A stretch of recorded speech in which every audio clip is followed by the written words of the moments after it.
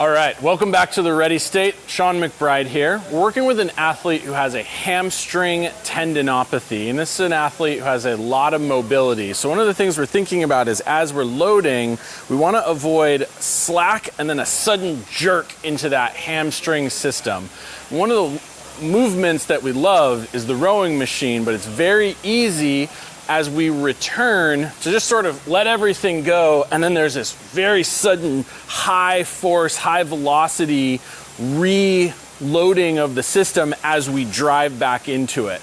So here's a proprioceptive drill that we like. We're trying not to have a correlate that's so far away from the actual movement. So what we've done is we just hooked a couple of bands up to the rig, and we put it around the handles. So Elizabeth's gonna grab the handles here, and she's gonna start rowing in very slow motion. We're gonna go all the way to the end of that movement, and then we're gonna slow her down a lot as we return, so she's gotta stay connected. So drive all the way away, hands are gonna shoot all the way back, and then we're gonna load, staying on tension in the hamstrings the whole way back.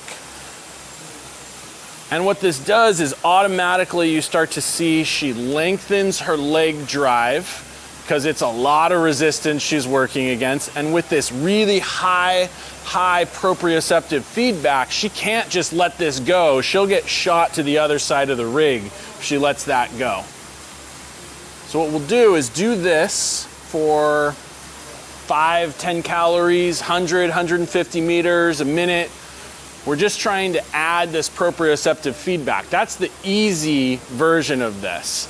Now we want to make this a little more challenging and fun. What we're going to do is just take the bands off, jack the resistance up to 10, and now she's got to do the same thing. We've actually removed that feedback, but now she already has that system primed to load eccentrically. And we can start to up that stroke rate. So we're at about 15. Let's go to 20.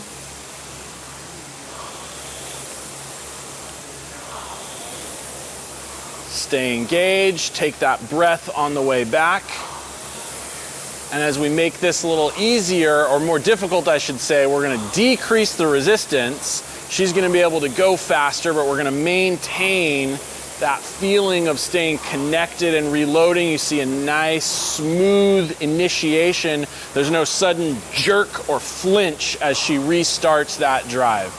Just a little idea to play with, just as a fun, interesting warm-up for rowing, or specifically to teach eccentric loading for someone who has some trouble coordinating that through a movement like high volume power cleans or kettlebell swings, or specifically for a movement like rowing.